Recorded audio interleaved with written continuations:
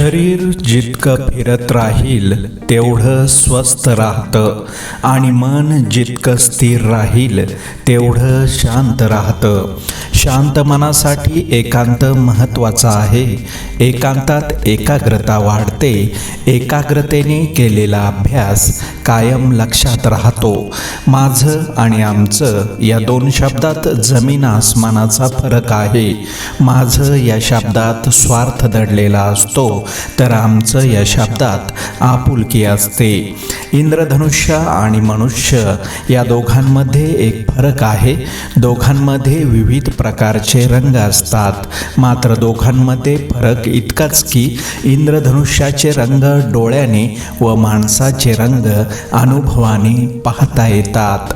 बऱ्याचदा पाहिजे तसं जगता येत नाही, कारण आयुष्यातले बरेच छंद जबाबदारीकडे गहाण ठेवावे लागतात.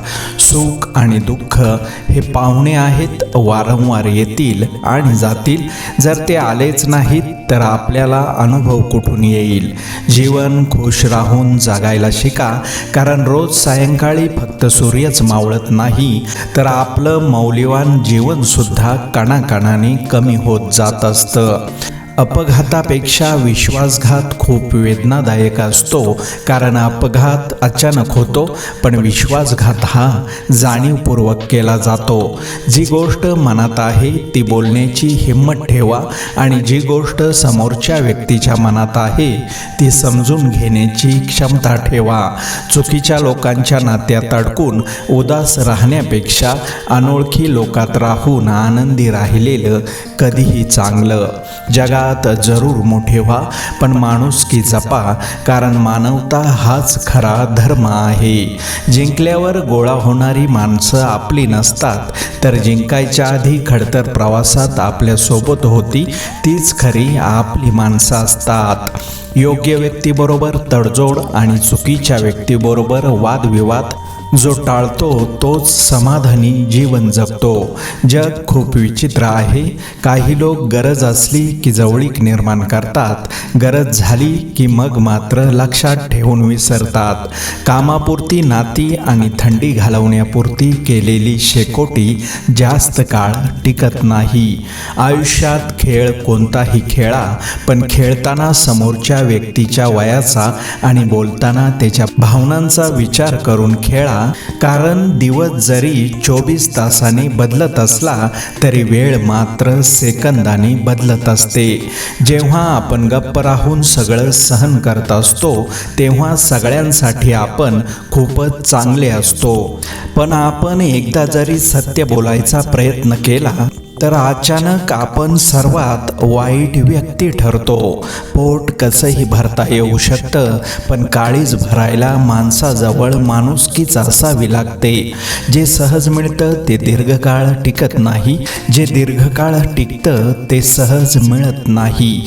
आयुष्याचा खरा आनंद भावनेच्या ओलाव्यात असतो. कुठलंच नातं ठरवून जोडता येत नाही, ते आपोआप जोडलं जातं. खरी आपुलकी, माया ही फार दुर्मिळ असते. हे दान ज्याला लाभतं त्यालाच त्यातला खरा आनंद मिळवता येतो. थोडा वेळ नाचल्यानंतर मोर निघून जातात, पण त्यांच्या नकळत काही मोरपिसे जमिनीवर तशीच पडून राहतात. तसेच आयुष्यात काही माणसे काही दिवस येऊन जातात, पण आयुष्याच्या वाटेवरती सुखद आठवणी ठेवून जातात.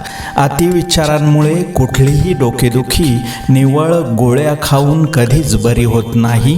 त्यासाठी तुम्हाला डोक्यातला भार कमी करावाच लागतो. भिंतीचा शोध लागला आणि कळपात राहणारा माणूस कुलपात राहू लागला. मोबाईलचा शोध लागला आणि समोर बसून बोलणारा माणूस लांब राहूनच बोलू लागला. विज्ञानाने जगाला जवळ आणले, पण माणसांना एकमेकांपासून दूर केले. अहंकाराचा वारा बुद्धीला लागला की मानवी आयुष्यात वणवा पेटलाच म्हणून समजा. दुर्गुणांना अनेक रूपं धारण करता येतात आणि त्यांच्या मोहात पडावं इतकी ती आकर्षक असतात. पोटाच्या भुकेने माणूस मरतो आणि पैशाच्या भुकेने माणुसकी. आपण फक्त चांगली कर्म करत राहण्याचा प्रयत्न करावा. चांगले विचार आणि चांगल्या कर्मांनी विणलेली आयुष्याची वीण कोणी कितीही अडथळे अडचणी आणल्या तरी तुटत नाही. गरजेच्या वेळी सुकलेल्या ओठातून नेहमी गोड शब्द बाहेर पडतात, पण एकदा तहान भागली की पाण्याची चव आणि माणसाची नियत दोन्हीही आपोआप बदलते. आयुष्यात भावना महत्त्वाच्या. जर आपण प्रतिसाद दिला तर त्या वाढतात, जर आपण दुर्लक्ष केले तर त्या मरतात आणि जर आपण आदर केला तर त्या कायम टिकून राहतात.